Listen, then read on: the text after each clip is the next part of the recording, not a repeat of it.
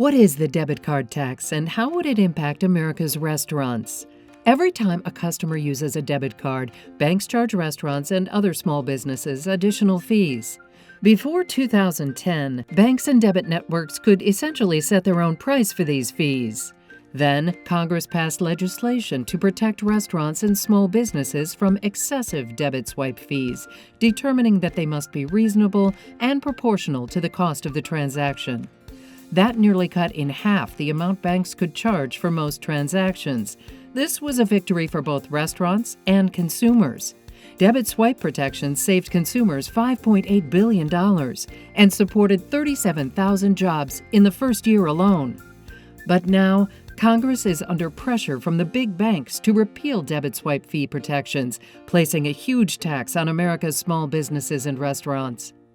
If the debit card tax passes, restaurants will face skyrocketing costs again, which will end up costing consumers more on each purchase. And only our nation's largest banks will benefit. Congress should oppose the debit card tax and keep the current protections in place.